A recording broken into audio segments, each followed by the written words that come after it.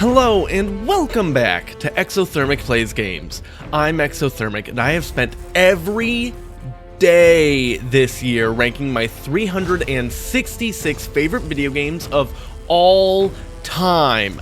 This project started on January 1st, 2024, and has been a tremendous effort, not only from myself, yes, I get to congratulate myself today, but also from friends and family who helped source games I didn't have anymore, gave endless emotional support and encouragement, and even on a couple occasions recorded gameplay for me when time was an issue. I've learned a whole lot over the last 365 days, and I'm really proud of how the channel has progressed throughout the year. Today is December 31st, and it is my pleasure, my privilege to be able to talk about my absolute #1 favorite video game ever made. You've gotten hints throughout the year, like it being front and center in my little intro clip throughout over half of it. There's 2 visual novels on the list based on this property. Its predecessor and the cousin between them are both in my top 10. Its spiritual successor is my most anticipated game of 2025, and I even ranked a Google game based on it. It's StarCraft 2! Hell, it's about time.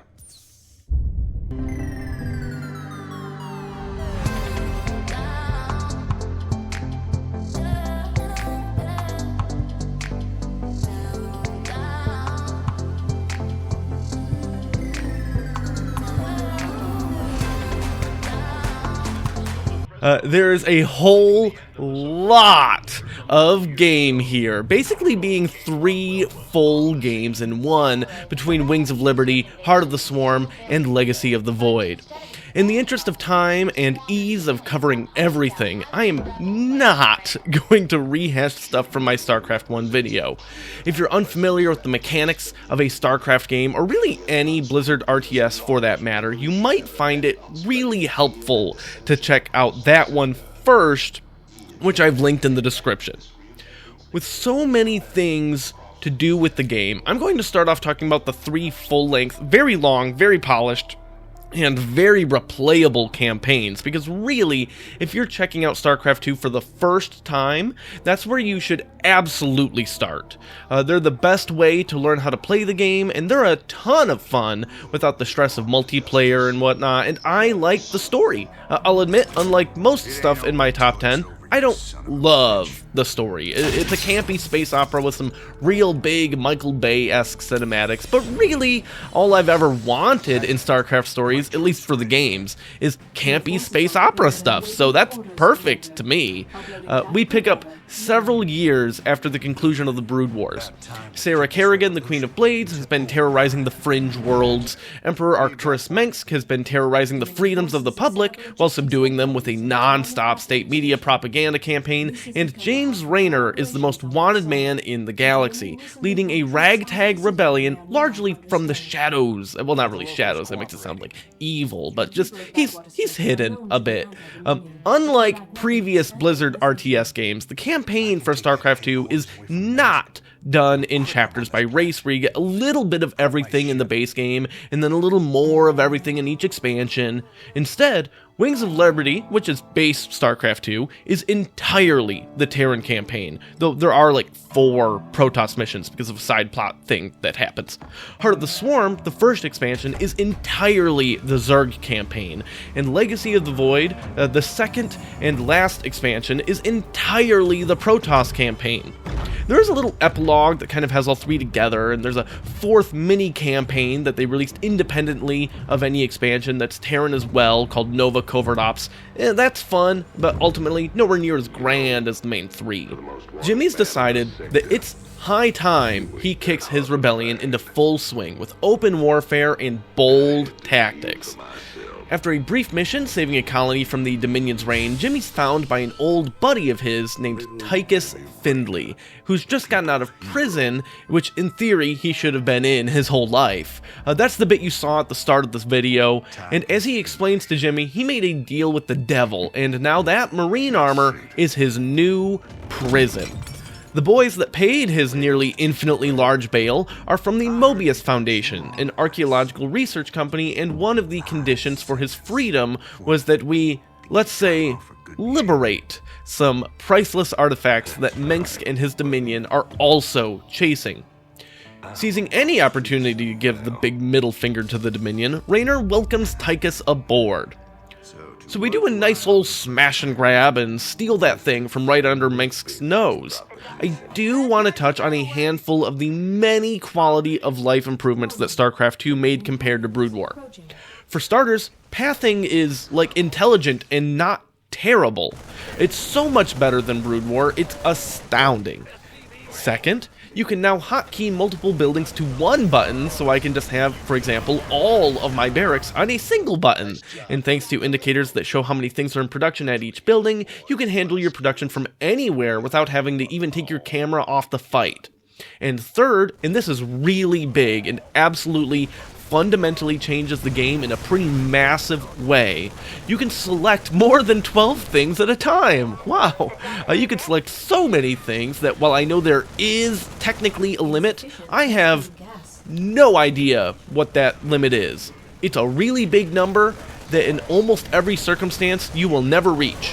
While all of this is great stuff we're doing, this commotion we've stirred up has attracted the Zerg, and we've got to get off Marsara.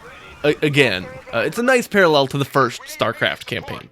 There's this whole mission where we're holding out for extraction, and I do want to talk about the mission structure of these campaigns for a bit. I generally don't like missions where the main objective is to just survive for as long as some timer is, but StarCraft 2 makes it far more bearable and even exciting in 3 ways.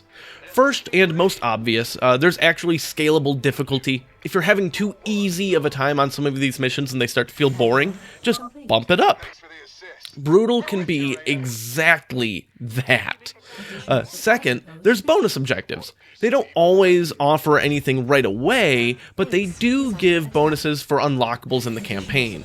Like in the Wings of Liberty campaign, we can spend money to unlock upgrades for our units or hire mercenaries that we can then call in from a special building in the campaign, and that's a fun little wrinkle there. There's also research tracks for Zerg and Protoss where we develop new technology that can be used, like refineries that harvest gas without needing to use SCVs, or instant build supply depots. So getting extra resources for all of that is very nice from these bonus objectives, which in this map that you're seeing require you to be very active, despite being more of a traditional turtle and wait primary objective. The third thing, however, is something I've spent a lot of time doing and thinking about and caring about, even driving me to do the most asinine, dumb things. There's a massive achievement system. This isn't just relegated to the campaign, oh no, it is used for absolutely every part of the game, including even achievements for a handful of the most popular custom arcade maps. When the cavalry do arrive, you get picked up by Matt Horner, Raynor's second-in-command. Once we're out of Dodge, we get the update that these recent attacks are, in fact, led by the Queen of Blades, and our paths look destined to collide once again. One of my absolute favorite things that these campaigns do isn't even the actual gameplay, but rather just the downtime between the missions. You can explore different areas of the Hyperion, talking to different members of your crew, like Matt, Tychus, and Swan, who's your mechanic, and you talk to him about purchasing upgrades for your units. He's a very fun dude. He's got like an SCV claw for a hand, but there's also little atmospheric stuff you can click on and just get little world-building voice lines about it, or you can click on the TV in the cantina and get the latest UNN news update with their charismatic anchor, Donnie Vermillion. I actually really love those UNN broadcasts because it's so obviously filled with lies that even they struggle to hide it at times, and Donnie's ability to frame anything as positive on Mengsk and negative on Raynor is truly impressive. He's very good at his job.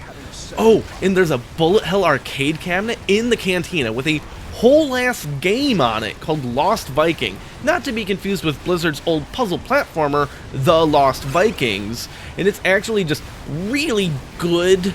And all of this stuff to do, from the exploration and lore interactions to the ways you get to manage and customize your army, are fantastic and make for opportunities to try different things across playthroughs, catering to different playstyles, and there are some, though not many, branching narrative options with some of the supporting cast that you can kind of explore and see. But obviously, the big thing is still the missions, right?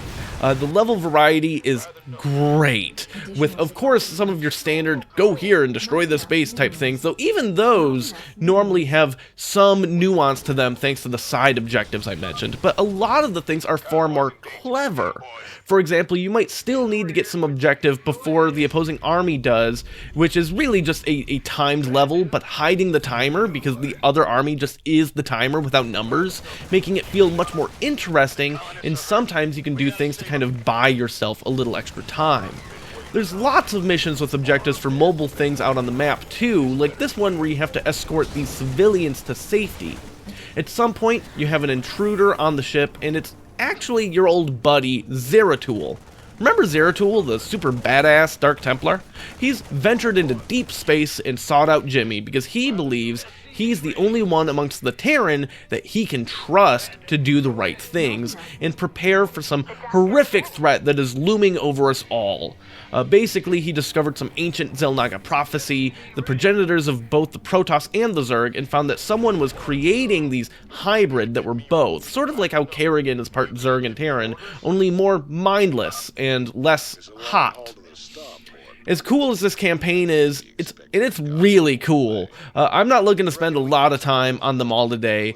If you like RTS, you'll love these campaigns. If you're new to RTS or want to try RTS, they do a great job of holding your hand and teaching you the basics, and the casual difficulty lives up to the name, so if you're like, I don't know if I'm going to be good enough for this, you are. Don't worry. They're the greatest onboarding point for the whole genre and work as excellent tutorials for each race. That being said, we're moving on to Heart of the Swarm now. The end of Wings of Liberty sees us use the artifacts that Tychus was having us collect to essentially cure Kerrigan of the Zerg corruptions, though she's still got Zergy hair. Ultimately, Tychus is meant to kill her after this happens, but Jimmy saves the day, like he does, and brings the love of his life to safety. Devil Jimmy. She dies. I go free.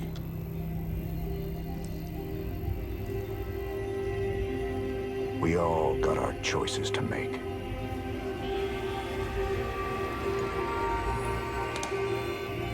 Damn shame.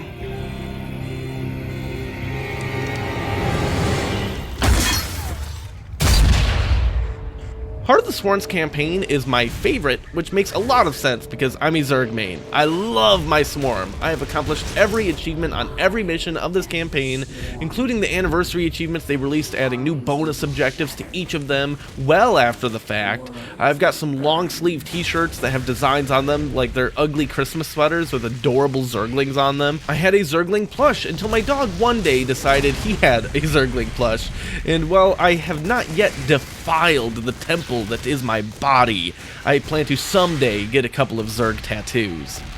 The campaign opens with this cinematic of Kerrigan assaulting the Dominion's capital, even though she's not the Queen of Blades anymore, and it's super awesome, and I love when we get to see proper examples of the scale of the world, because gameplay is not at all to scale for practicality purposes, and the Swarm is terrifying.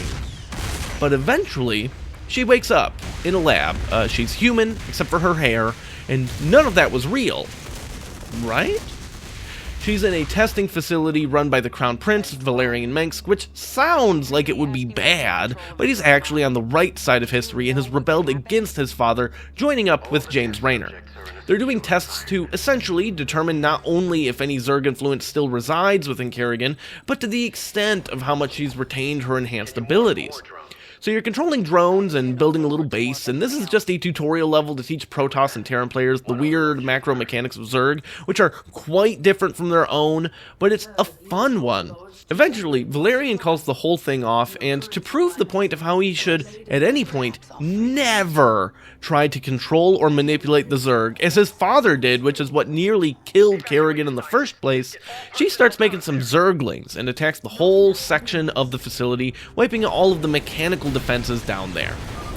So far, she has been pretty single-minded about wanting to get out of there to go kill Arcturus, but Jimmy's been wanting her to kind of abandon a lot of that and focus on just getting her old life back and being together. It does seem like when the Dominion attack the facility, once she's able to actually be in the same room as Jim, that he might be winning the argument, but they have to get out of there first. Installation missions in any StarCraft game are fun. I like them, and having to make the best out of a limited amount of units is exciting and rewarding, but as far as hero units go, most of them are okay. Kerrigan, though, is incredible. She's a one-woman army, and actually, when it comes to later campaign missions, if you pick the right research and upgrades and things for her, she can literally be a one-woman army. You can beat some of the biggest missions with basically just her if you wanted to play the game that way, and that's one of the great things about Heart of the Swarm's campaign, is that flexibility allowing you to play towards this great big RTS fantasy of being a commander of a huge swarm of Zerg, or you can play it like more of an action game with your hero unit going John Wick on the Dominion, only it's not her dog that died. In the escape of the facility, it's implied that Nova, an elite Dominion ghost operative, has captured Raynor. The Hyperion is trying to get away, but Kerrigan won't leave Jimmy behind and heads down to the surface of the rendezvous planet to clear out the Dominion encampment, gaining control of a dormant Zerg hive in order to do so. It's an okay mission that I'm sure is great for people that are new to playing Zerg, but the whole time I keep wanting my queens to have inject, and you'll see more of it later, but Zerg queens are very different in StarCraft 2 compared to Brood War. For starters, they don't fly anymore, but are usually a macro mechanic unit. They have a ranged attack, another melee attack, and the ability to heal a Zerg unit or structure at the cost of energy. Actually, queens are one of the absolute best defensive tools in the game, and they're amazing. But they also can spend that energy to spawn creep tumors, which can then also copy themselves to new locations, spreading your creep further and further, which is really fun and a way to gain map vision and increase the mobility of your army. But in multiplayer, their most important ability is to inject larvae, where they basically vomit eggs onto a hatchery, which then pops out extra larvae, effectively doubling, maybe better? I don't remember the exact math, your production. So without having that in the campaign, your macro as Zerg is a little closer to Brood War, building lots of extra hatcheries to facilitate more larvae, and it's fine, but I really love the feeling of cycling through a bunch of bases and hitting all of the injects. After she's secured the rendezvous point, she's desperately trying to reach Jim when she gets an urgent UNN update that Mengs is giving a speech about how the Dominion has finally captured, interrogated, and executed their greatest enemy, James Raynor.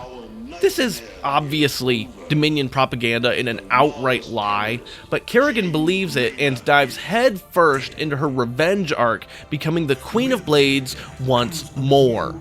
So she goes deep into Zerg space, finds her old Leviathan, and reactivates the Swarm, only they had been fractured and she needs to unite them together again. There are plenty of Zerg who are still loyal, however. Most notable and important is Abathur.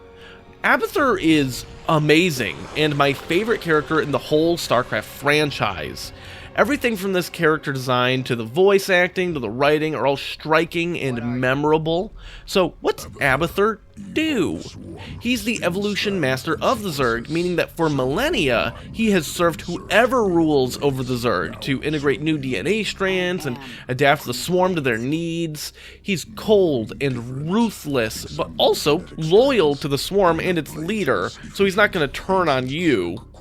His analysis on missions and critiques on the direction of the swarm are straight and to the point, and in a way, kind of funny. But basically, what he's literally doing is researching upgrade strands to modify what your units can do in battle, radically changing your playstyle based on those decisions.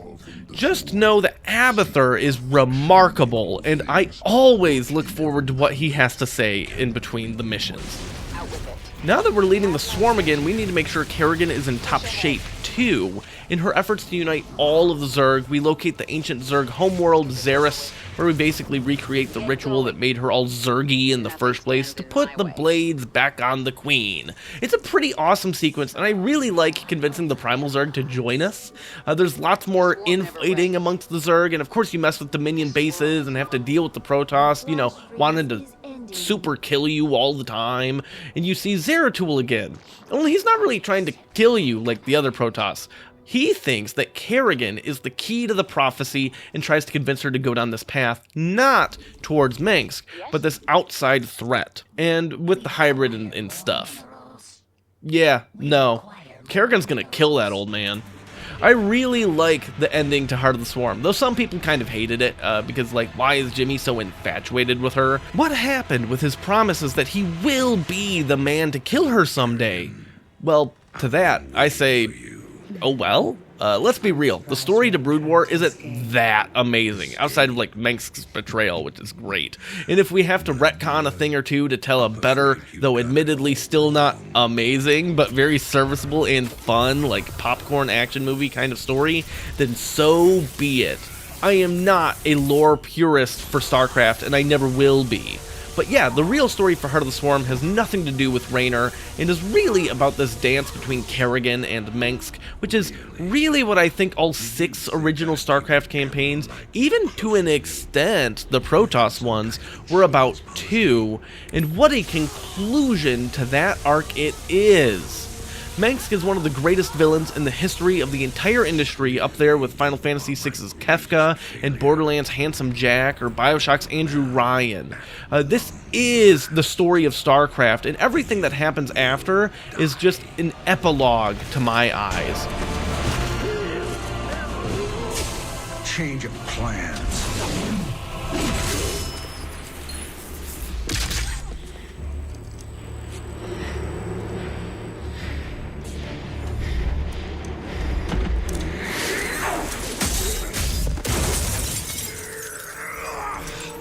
You can never suffer enough for all the lives you've ruined, Arcturus.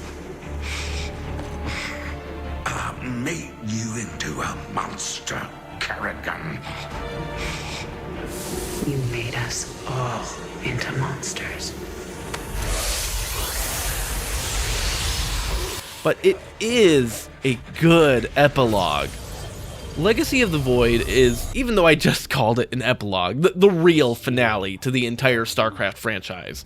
So far, it's looking unlikely we'll ever get a StarCraft 3, and this ties up basically all of the remaining plot threads from the first game, and stuff established in the first 2 campaigns here as well. Back in Brood War, the Protoss lose their ancestral homeworld, Ire, to the Zerg. Well, now Artanis, the leader of the Protoss, is aiming to take it back. They establish a foothold in this opening cinematic, one of the greatest cinematics ever made, where we see the real hero is the probe who spawns the pylon, allowing the rest of the armada to begin warping in. There's this great big focus on the Kala, which psionically binds the entire species together, and we get to see 2 High Templar turn into an Archon, which is super metal, and then it makes a mini black hole and warps away with an Ultralisk, and there's just so many great things here, and I'm not even a Protoss guy. Like, I think narratively, they're the weakest of the 3. But this cinematic has me ready to give my life for Ire, so it's just so good. So we're getting ready to launch the invasion, and again, our old buddy Zeratul shows up. Only he's not buddies with everyone here, and there's a lot of people that want him dead, but Artanis will listen. He hears the threat that Zeratul is talking about, which now has a name, and Amon is going to tear apart the galaxy. But also, that can wait, because we cannot miss this moment to take back our homeworld and begin the invasion. The first mission is basically just, hey, the Protoss are big and powerful, and here's this army that's big and powerful, now go pancake some Zerg.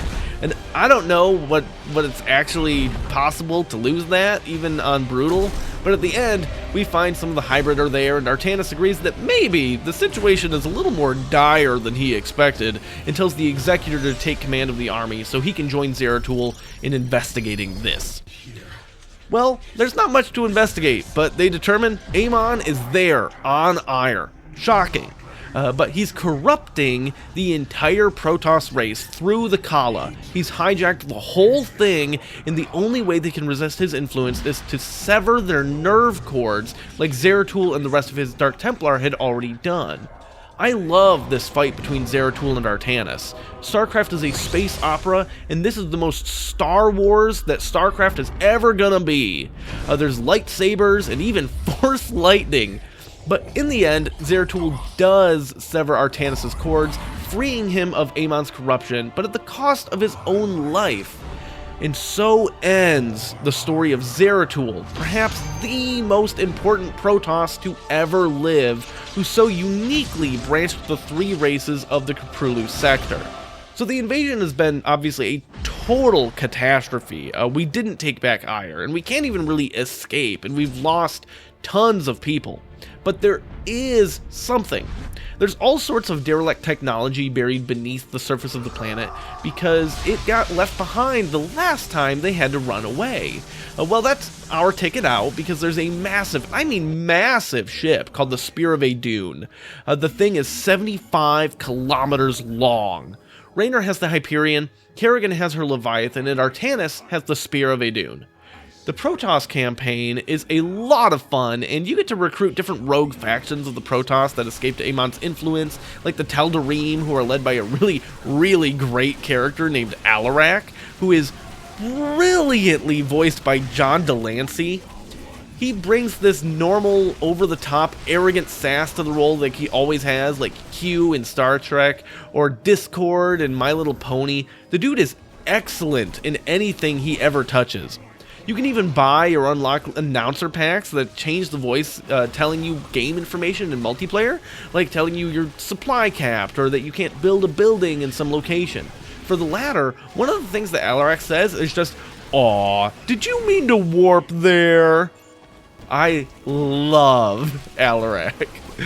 So in the end, we unite all of the Protoss and then are ready to take on Amon. But we do need help from Raynor and Kerrigan's forces to do it, and it turns out that Zeratul was absolutely correct, and Kerrigan is the key, and she basically becomes God and wrecks all of Amon's plans, and there's a peace in the Caprulu sector for basically the first time ever. The end. Okay, I know I really rushed through these campaigns, but that's not to say I don't love them.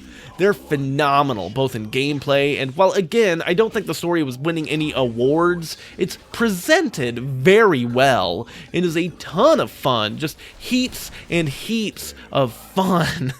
And I actually love the world of these games. I think even more than I like most of the story in the games themselves. I've bought every novel they've published, I have the collector's editions for each version of the game and the art books that came with those, but also a fourth art book that certainly has overlapped but also new stuff, and I even have a set of custom Magic the Gathering decks that are all based on the three factions that I keep sleeved as a fun thing to play against each other.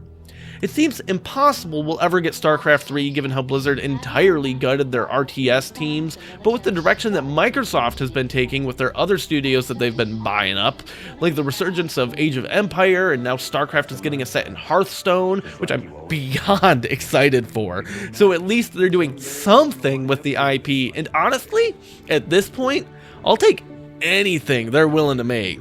StarCraft RPG? Oh hell yeah. StarCraft mobile tower defense game? Well, I suppose it did invent tower defense, so I guess, sure, why not? StarCraft knockoff Raid Shadow Legends? Oh, okay, sure, why not? But none of this is the real reason that StarCraft 2 is my favorite game of all time. The multiplayer in StarCraft 2 is the real thing that got us here on New Year's Eve.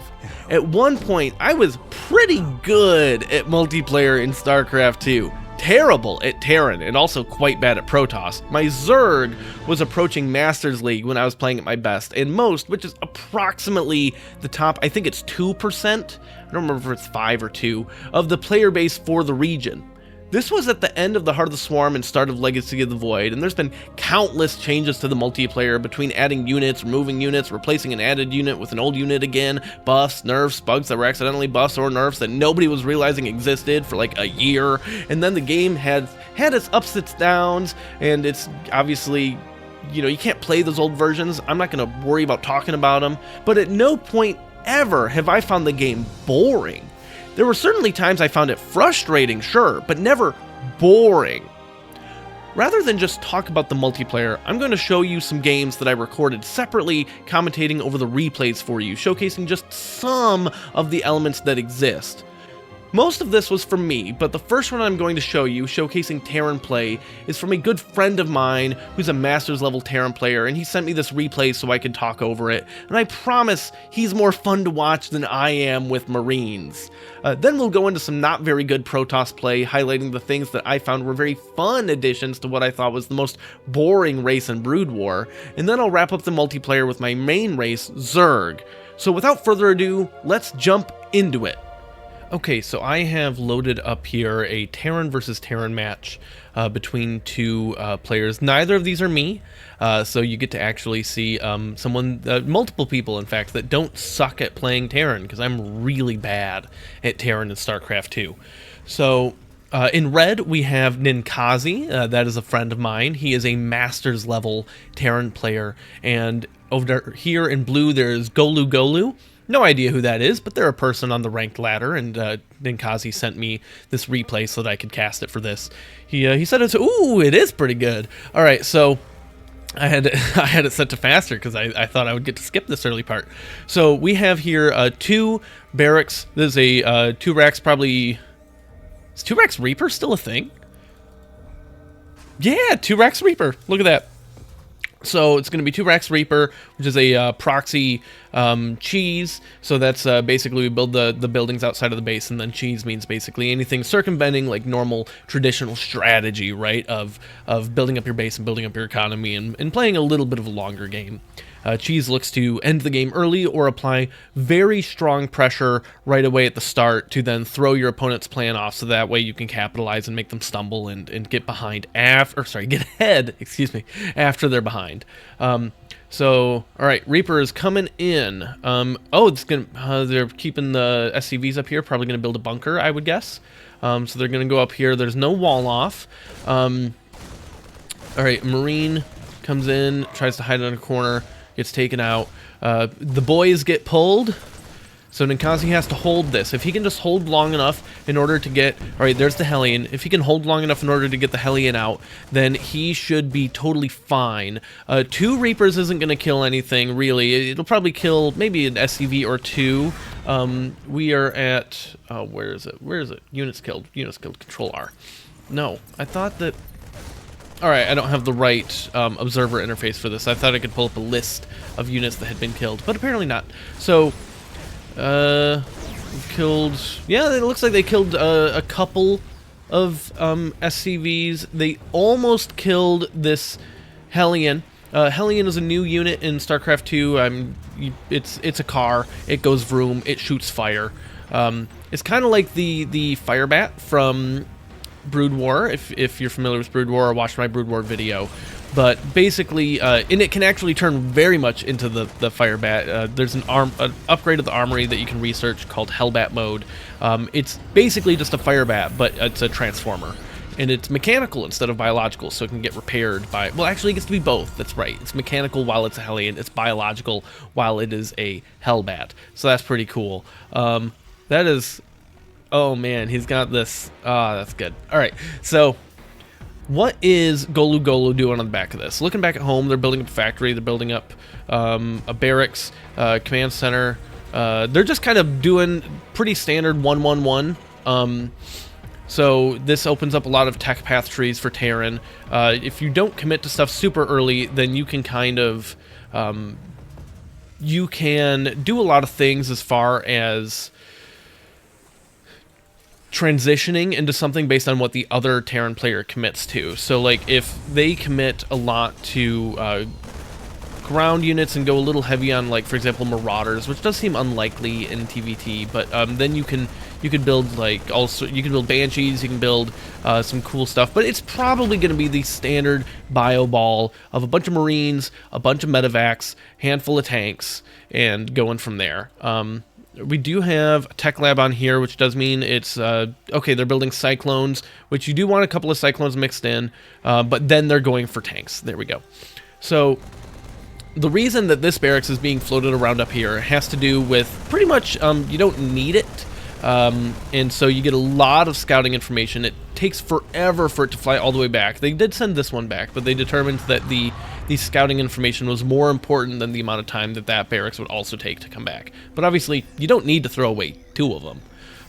It is interesting to note that behind the cheese, that Golu Golu did expand pretty quickly behind it. He didn't commit a lot more resources to it. So if we look at units killed, Golu Golu killed 3, Ninkazi killed 4, only 1 worker has died.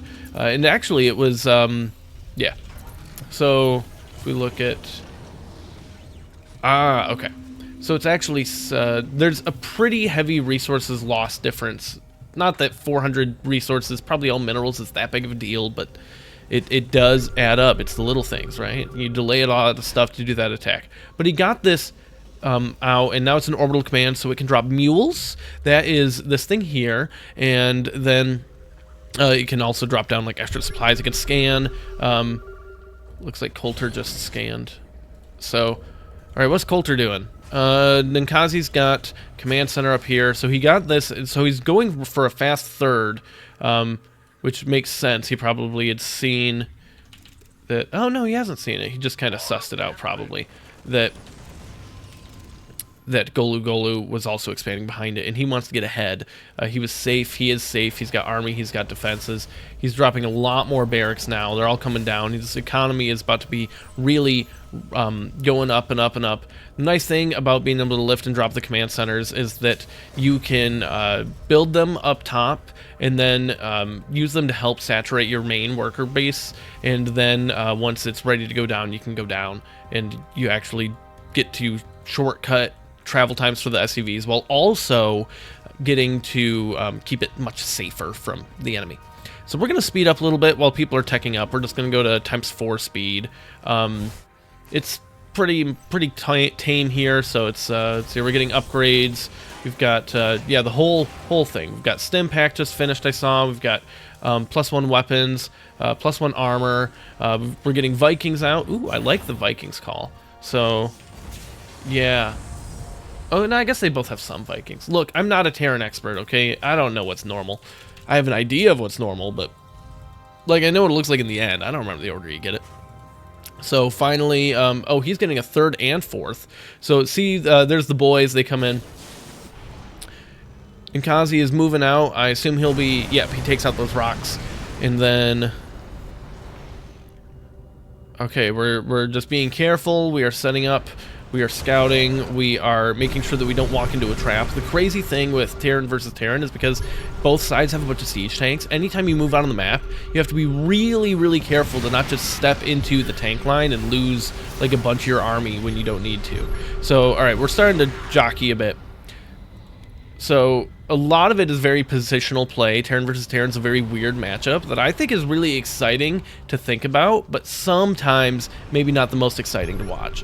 Because you get a lot of times people are a little too afraid to commit to an attack because they could get caught out of position in those siege tanks and other things that happen.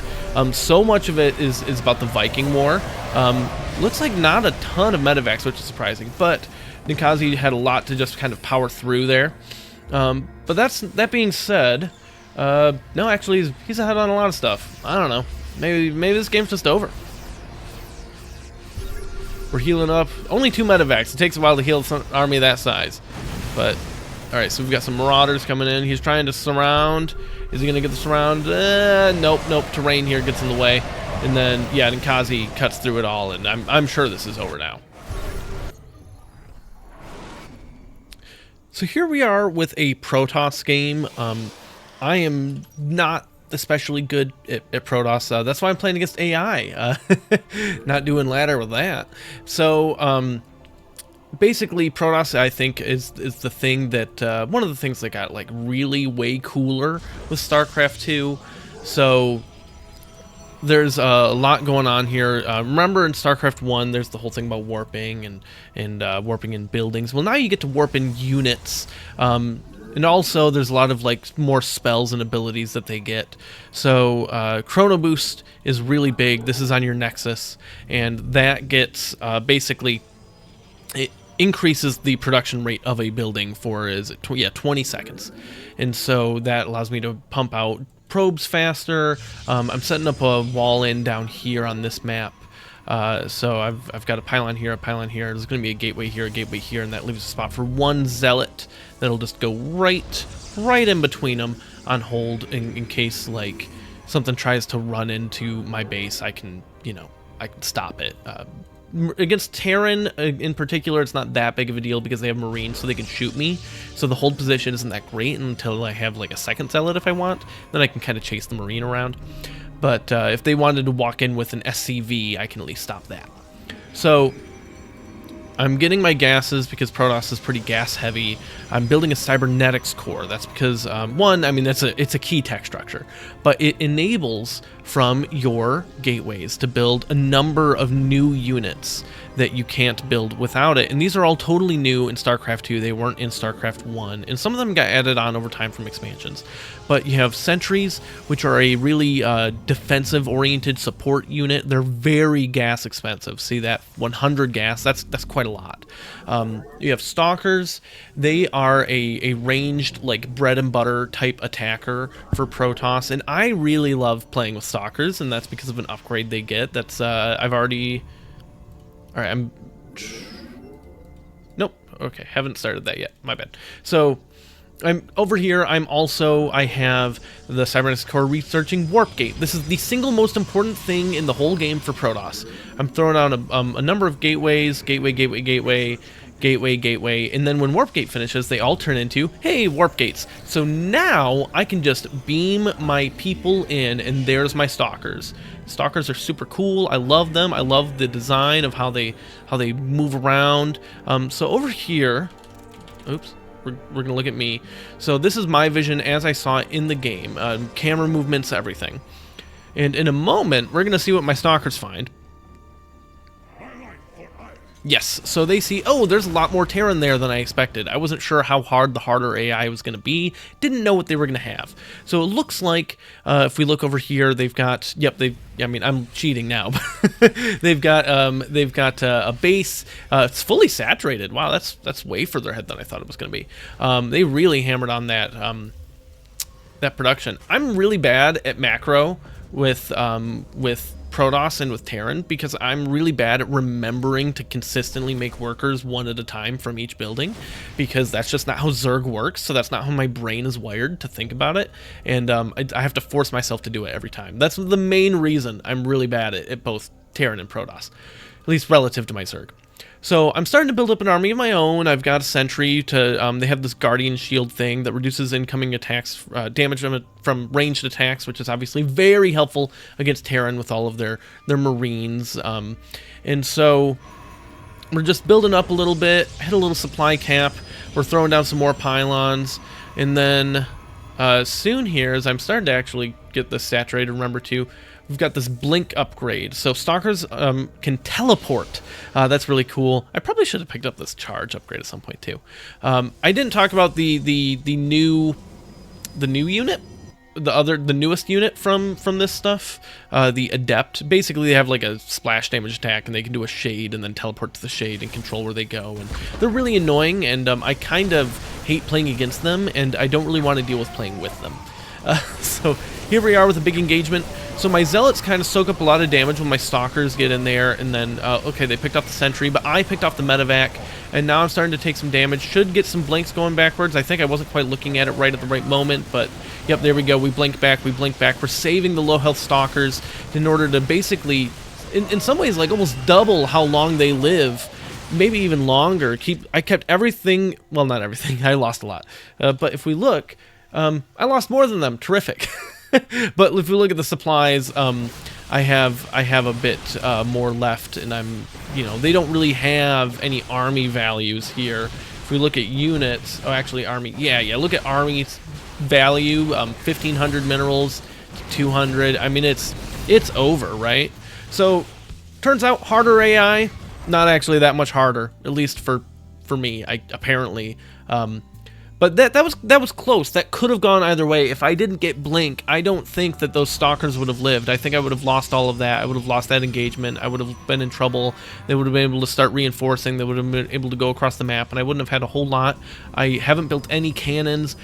This was all about just kind of building up this stalker push, and now I get to start going into their base. Yep, got to tell them to go up there. There we go. And so they're trying to repair, but it's not going to be enough. I don't know why they put SCVs in the command center. Oh, I know why. I do know why. They're protecting them because they're already saturated and they don't need them. Oh no, they took them off. These are the ones they took off gas. Whatever. AI is AI. It's not always that smart. And so they're trickle feeding stuff out. They do have some more Hellions popping out here, but I think soon, if I remember right. We're just going to fast forward a little bit.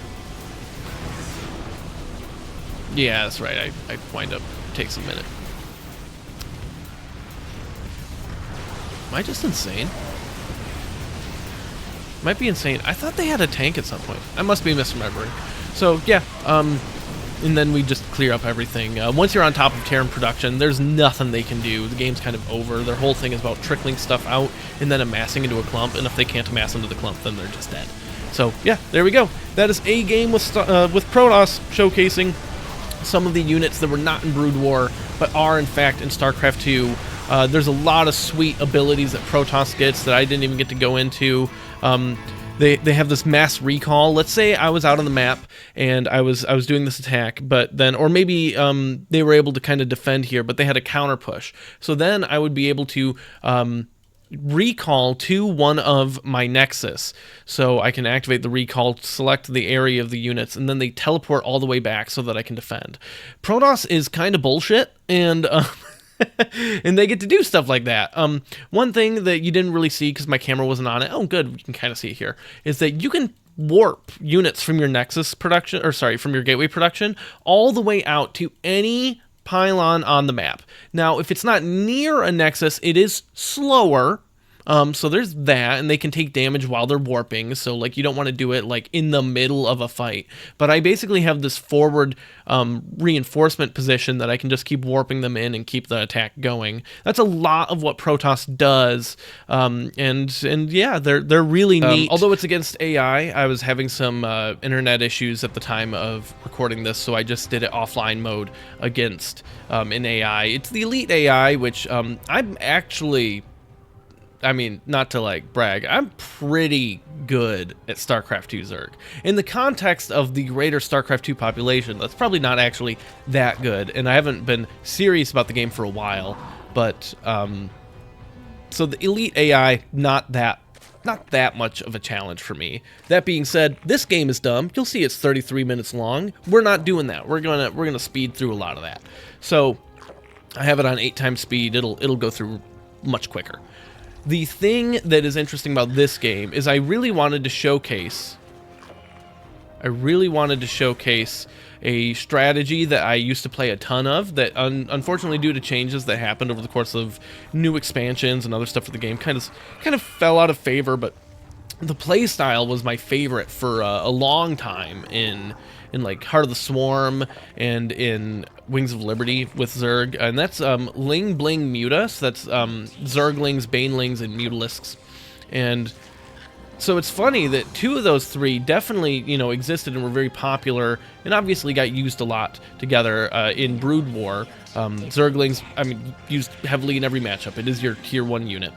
But Mutalisks used in most matchups to some degree, although used very differently in StarCraft 2. So the thing that gets it really crazy is, here we go, I've got a morphing now. Oh, no, I lost him. All right, Banelings. So these guys explode when they run into stuff, and they are super great. They do tons and tons and tons of damage. Now they do, you know, kill themselves in the process. So, but here's the problem. I didn't realize that they had a whole tank line here already. So I just kind of ran like my whole army to its death. You will see, resources lost up in this left corner is really bad for me. But now I have this giant Mutalisk flock, and I can attack where they're not, and I didn't realize I had that Thor, and I looked away at the wrong second, and started to lose most of the mutas. They're all very bruised, not quite dead, and oh hey, the Thor caught up. And so this is a playstyle that is very active with microing your whole army all the time, and you cannot really keep your eyes off of them. You have to pay a lot of close attention. It's very active. So I have more Mutalisks now. And you'll see, like, in the production tabs that I'm getting some upgrades, but I'm floating a lot of money right now. How many? Yeah, I have a lot of larvae I should be spending. I'm just so focused on the Mutalisks. But now they have Liberators. So Liberators, here, let me turn it to everyone view. Liberators, that's this thing here. That is a unit that was added in Legacy of the Void.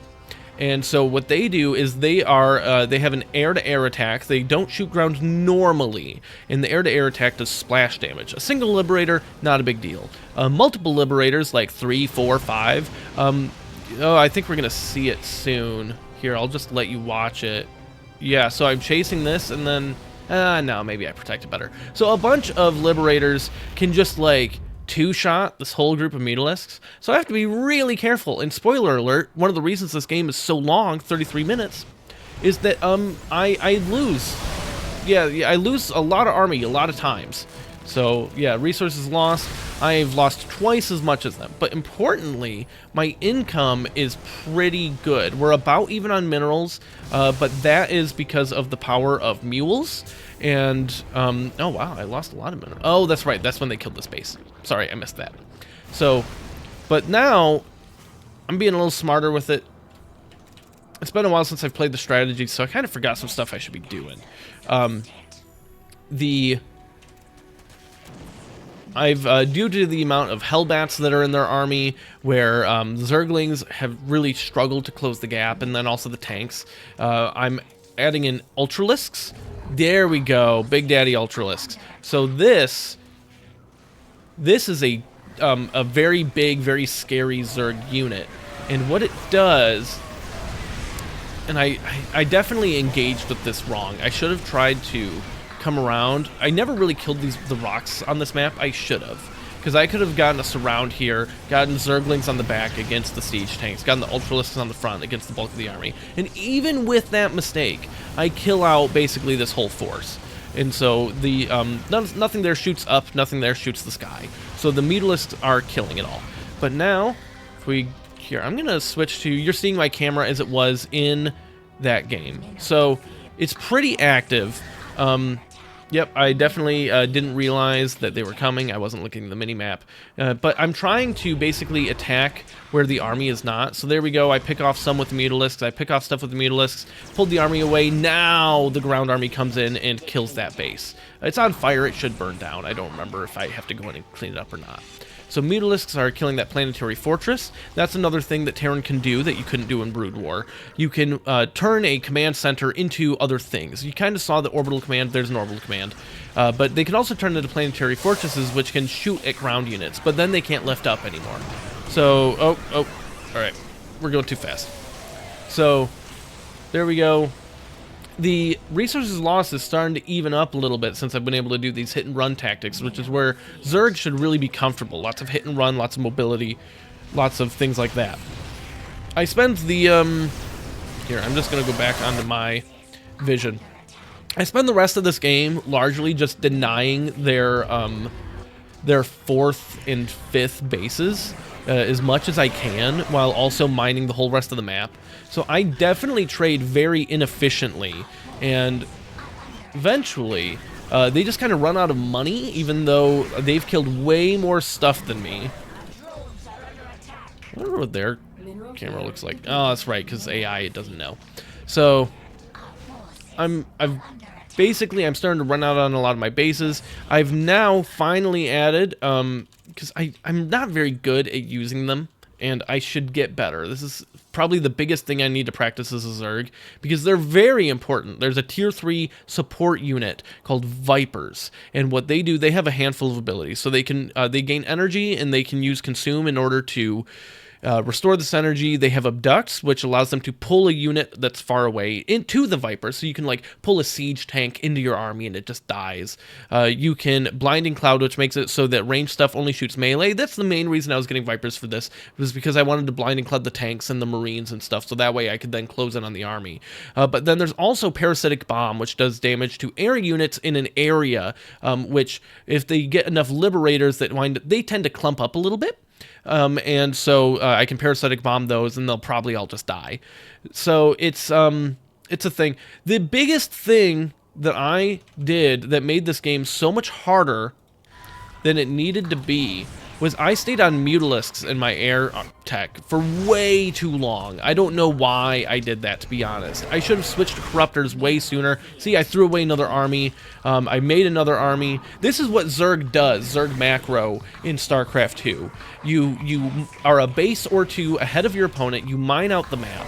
You gather as many resources as you can, and then you throw an army at them, it dies. You build another army, you throw that army at them, it dies. You keep whittling away, taking inefficient trades, but it doesn't matter because you just have more money, and eventually you're able to find an angle where you can deal damage to their infrastructure, and you can pick away at their workers, and you can stop them from getting money, and they run out. So if we look up at the minerals and gas up in the top corner, we are seeing that the Terran player has like no minerals left, they have no income, they can't keep making army, and I eventually kill them. That is the Zerg dream. This was the sloppiest game I've ever played to showcase this, but it's the one I'm going to show you, and I think it helps to drive the point home a little better of what Zerg is really about. A lot of people hear Zerg that are like culturally aware of StarCraft, but they don't really play StarCraft, right? Or maybe they've dabbled, or they've just played the campaigns. But in the context of multiplayer, they think of Zerg as basically just Zerg rush this, Zerg rush that. I mean, there is... I covered... on my channel, I actually forgot I did this. I covered on my channel the Google Zerg Rush game. So it is a thing, right? People think of Zerg as this cheesy, aggressive race where you just get out a handful of Zerglings really fast and you go and kill them, and that's all you do. But really, it's about this swarming, big late-game macro strategy. You know, I gathered all the minerals at this base. I gathered all the minerals at this base. I gathered all the minerals at this base, and gas too. I gathered all the resources at this base. All I've got here is one extractor that actually should have been run out, but I didn't realize it only had one worker left on it. They must have killed some. And then I've got, this was actually supposed to be my opponent's base. See, the map is symmetrical. It should be 1, 2, 3, 4, 5, 6. And then same 1, 2, 3, 4, 5, 6. And so I'm actually at my opponent's 6th base, denying them that entire amount of money. While meanwhile, I've been killing their stuff. They've had to rebuild this command center probably 6, 7 times. They've rebuilt this one a few times. They've rebuilt this one a few times. Although they did manage to mine pretty good from that. That's probably mules. Because if we look at, let me back that up. If we look at how much is left on the geysers, I'm willing to bet it's a lot. Yeah, they're like full. The geysers are like full. So they've just gathered minerals here. And I threw away a lot of Zerglings. I mean, look at that. 1,148 units lost. So Zerg, I love Zerg. I love Zerg so much. This is Zerg, right? And it is so great being able to take the worst fights in the history of StarCraft. This is seriously maybe the worst played game in my life that I have ever won. And again, that's entirely because I didn't get Corruptors sooner. Like, if I had gotten Corruptors 20 minutes ago, then none of this probably would have happened. This game would have been like half as long. But again, like, it doesn't matter that I should have. I didn't. And so you throw away these armies, you do all of these things, you lose the air superiority, you waste a bunch of money, you waste a bunch of larvae, you waste a bunch of time. Your opponent's able to get a whole bunch of stuff going because you give them this time, you give them this resource advantage. And what do? You keep throwing armies at them. Zerg is so great. I love the Swarm. But I do want to show you another Zerg game that showcases kind of the volatility of what Zerg does, so that you can see how it's we'll do some Zerg Rush. We'll do some Zerg Rush. And also defend against Rush. So I'm going to have 2 more games for you, and we'll jump into that. I promise they'll be much shorter than this segment. So, on to the next one. Okay, we're on to the next game. What I've been doing, by the way, for these games is I've been having an issue with logging into the North American server for StarCraft 2. There's some kind of bug going on that is preventing me. It's very frustrating. And it's a good thing that I recorded a lot of campaign stuff before I did this, because that would have been a problem. So this one is going to be a ZVZ. So I am actually the blue Zerg here, and then my opponent Judge is the red Zerg. What I'm doing is I'm playing on the European server, so these are actually ranking placement matches, so I'm probably going to see a pretty wide variety of player skill in my opponents. As it kind of tries to figure out what I'm doing. So ZVZ is known for being a matchup that can get really aggressive out of nowhere. So I like to do another safe opening. So I do the spawning pool first, and then in a moment here, I'm going to fast speed it up. In a moment here, you're going to see, I think it's this drone and this cocoon is going to, yeah, they go down here to make the hatchery and expand. So... But I still don't know what my opponent's doing. It's possible I should have sent out a drone scout, but overlords are generally good enough to know if they're going to be really aggressive, because this one, speed it up. Yep, there we go. Gets all the way across the map and can see the timing of their natural expansion. If it is just now kind of starting, or if really I can compare to my own, that one was, it was done before mine, but it wasn't at all saturated. So I know that this is a hatch first play that could be, a lot of things could be happening. They could go into a lot of stuff with this. So I decide, all right, so they went hatch first. I have a little bit of a spawning pool advantage. And so I am going to go across the map, kind of poke around, see what I see. Okay, so there you see my Zergling speed upgrade has finished. They've got their, yep, we both have metabolic boost. So I built a Baneling nest. So Baneling nest, that is this thing here.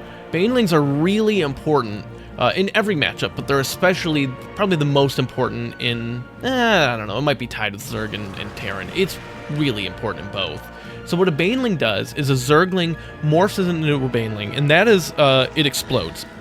Now, the thing here is that it's very micro-intensive, and very lag could be a problem.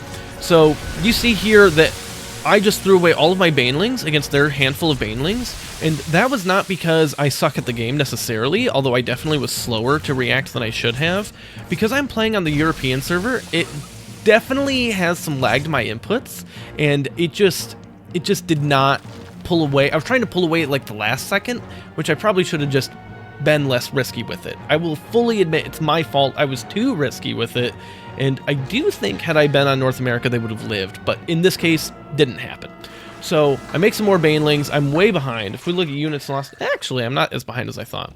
So they've built a wall with these evolution chambers to buy more time, build more stuff. They're building spine crawlers. I need to pick off this evolution chamber. The AI and the Zerglings are being a little dumb. I figure that out.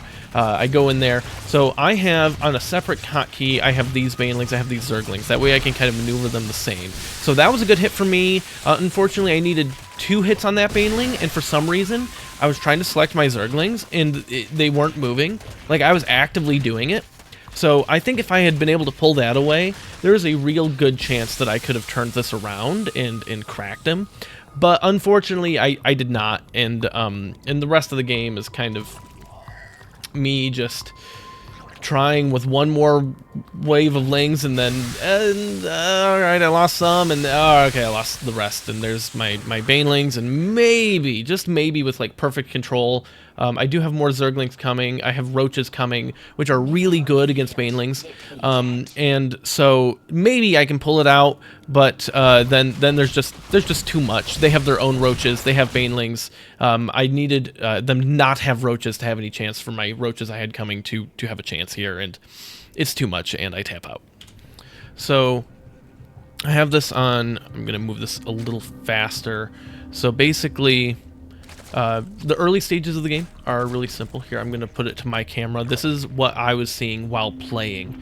The early stages of the game are really simple. You build up an economy, you build up a base, and in Legacy of the Void, you can have... Oh, actually, I do want to mention... So over here, I saw that they didn't have a wall. That should have told me that something was coming. Normally a Protoss has a wall built here, but they have made a bunch of zealots, and if we look over here, yep, see, that's where they are.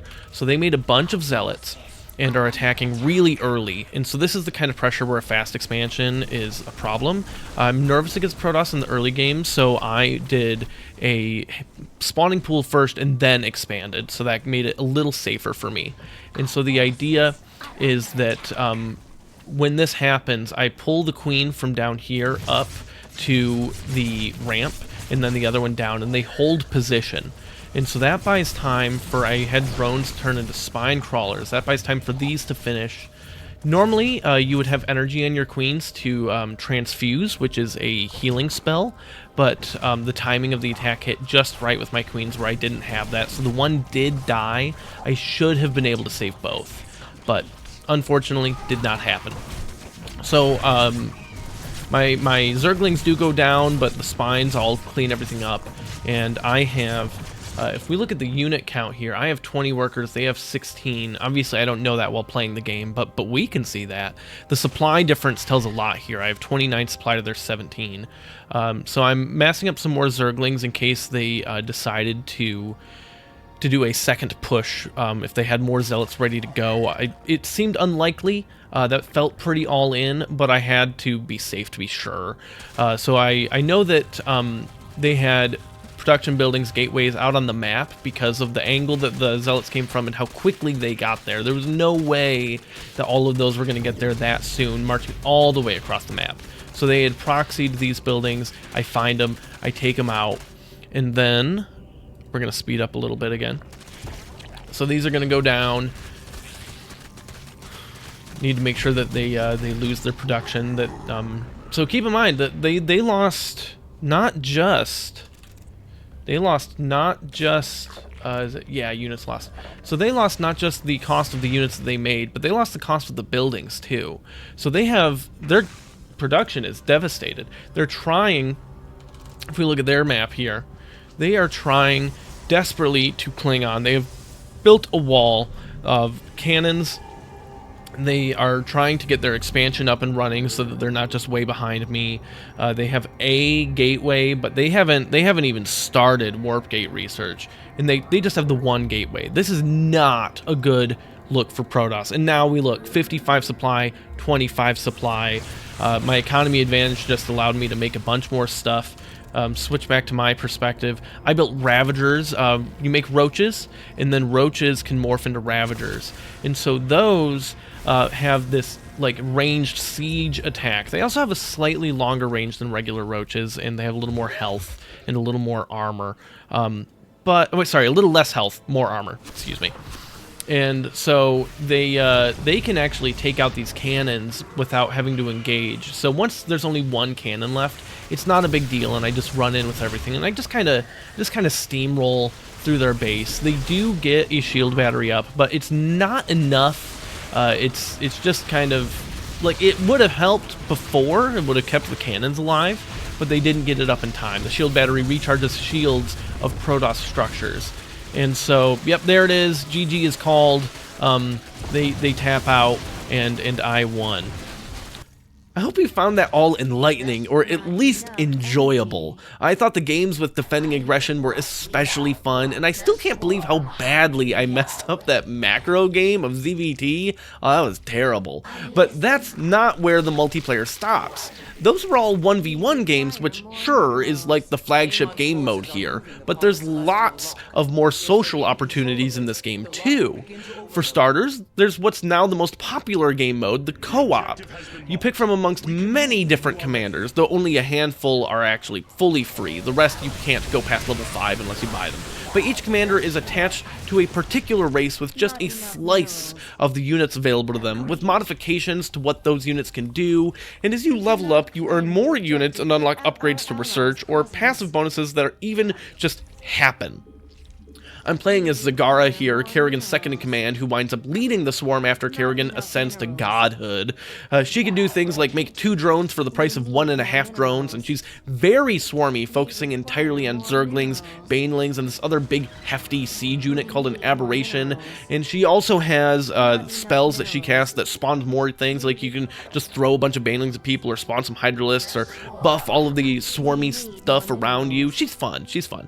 Joining me is some rando from the internet. I don't know them. I just queued up and we played.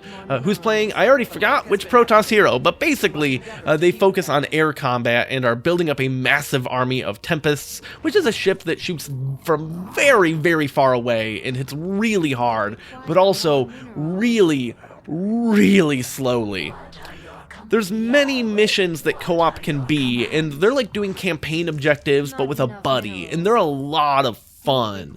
In this one, we have to fight against enemy units that are defending or capturing these towers, and we win if we capture all 5 towers first by clearing the area and standing units from both players at the tower for a while to take control of them. Now, there's often little side objectives that earn extra experience for your commander, and as you keep progressing, you can even unlock prestige bonuses, resetting that commander's level to unlock a whole new suite of passive bonuses you can choose from.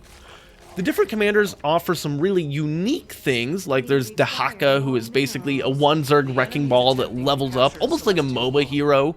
There's Stukov, the Brood War Admiral that in Wings of Liberty we discover had been infested by the Zerg, but retained his human brain and gets to flood the map with wave after wave of basically zombies, and you almost get to play They Are Billions, but from the perspective of the other side. Everyone is very unique and fun, and while I mostly play the Zerg ones, this is my preferred way to dabble with the other races in a more competitive way than just playing the campaigns, but without having to, actually be competitive. I really like the co-op. At the start of this video, I said that this was like ranking 3 games in 1. Did I say 3? It might be more accurate to say 3,000. The arcade is by far the most robust custom map development tool that Blizzard or maybe anyone has ever made. People have made all sorts of things with it. There's some official Blizzard ones like Iron Chef and Star Jeweled, which is, guess what, StarCraft mixed with Bejeweled. You play a match 3 game to earn resources to then spend on army units to do a tug-of-war battle. You can't micro the units, but you can cast spells, so you need to keep an eye on the whole fight while also playing match 3, and that added element is actually terrific and way better than just the game I covered almost a full year ago now as my 363rd favorite game. But there's so much more that people have done. You can make custom campaigns, like people made the Warcraft 3 campaigns in the StarCraft 2 engine. Someone made a version of all of the StarCraft 2 campaigns where you play the opposite side of each of the missions, so you're playing against your hero. I've never played Slender Man, but I played a lot of an arcade map that I'm told is just Slender Man, except you're running from the adjutant, which it turns out is far more terrifying than just a dude. The options in the arcade are endless, and people have found really creative ways to circumvent these barriers and make genres you'd never expect were possible in the StarCraft engine. And so much of that is fun to do with friends, which brings me to the last thing I want to talk about: esports and community. I have been more involved in the StarCraft community than anything else I've ever done, including things like Magic, where I'm a moderator on a Discord server of several thousand people, and I talk to people about Magic every single day. The thing that drew me to StarCraft is the first place was esports. I played StarCraft 2 before I ever played Brood War, and it was the crazy tournaments and buzz about that which first caught my attention.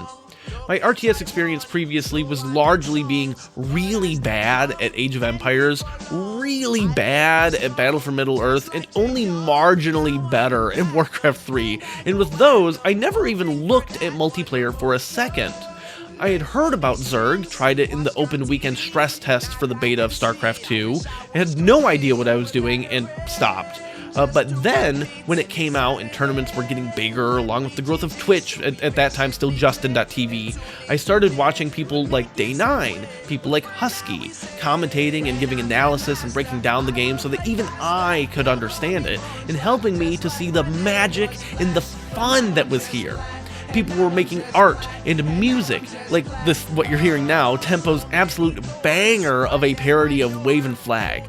I got sucked into the campaigns from there, wanting to learn more about the world, and eventually I felt confident enough to start laddering, and I was terrible, but then my favorite player ever, a French Zerg named Stefano, started just actually dominating, the first non-Korean player to really do that in StarCraft, and I started seeing how he was handling his army and his crisp timings and incredible control, so I tried to play like him, and while I was obviously way worse, things started to click and I never looked back.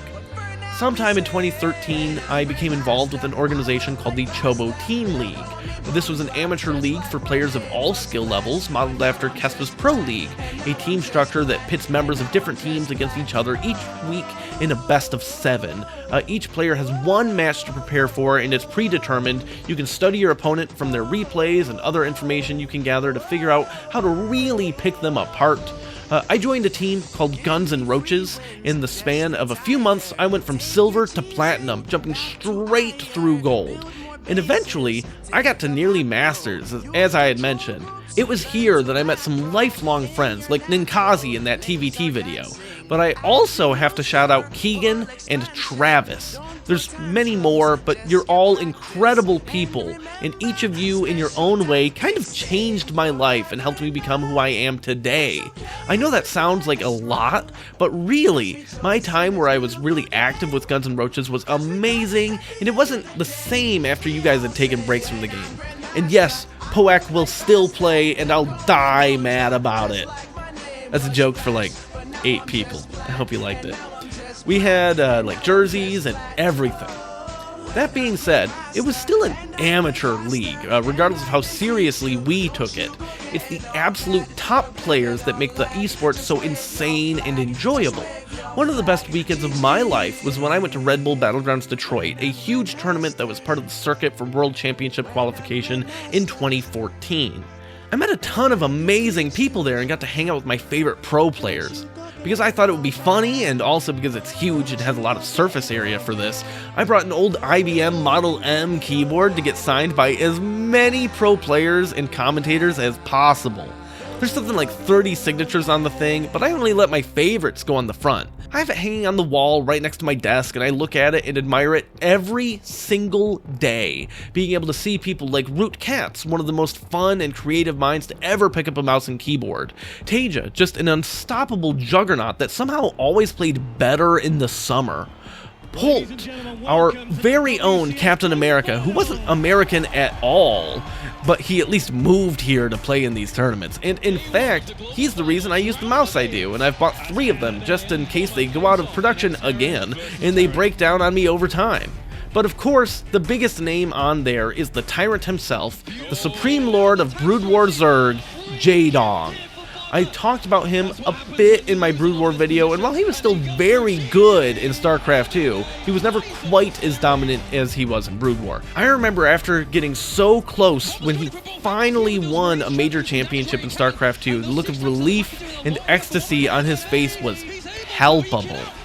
And that's just the players. There's so many other community pillars I have great memories of. I mean, Total Biscuit was just, wow, what a man. He said he'd keep the StarCraft scene alive with, and I quote, his erect penis if he had to. And he certainly tried, funding an entire team house entirely out of his own pocket. Brilliant commentary, and his absolute passion for the game was completely contagious. I've thought about the way he approached his YouTube content basically daily throughout this whole project, and that's the kind of stuff I aspire to make. And I think nobody has made me laugh more in my life than Jeff In Control Robinson. Unfortunately, they both left us far too early, and their memory lives on in the hearts and minds of the StarCraft community, which at the end of the day is really what this is all about. I'm at about the end of my rope here, and I could keep talking about all of this forever, but finally, I think it's time to wrap up this project. I am deeply thankful to everyone that's followed me along this journey of a year, and if I've learned anything other than a whole lot of keyboard shortcuts and video editing software, it's that this was a terrible idea, and nobody should make daily videos like this ever again, because I am going to sleep for the next week. That being said, you can still join me tomorrow, January 1st, 2025, for a celebration live stream of the whole project. There will be giveaways, Q&A, maybe some games will get played, but mostly I'll be doing a head-to-head re-ranking of the whole list with everything fresh in my mind to see what was just nostalgia and what actually made sense. After that, I'll be taking a break from the channel for a couple of weeks to focus on some other things, and we'll see what the new year brings for content. I love you all, and goodbye.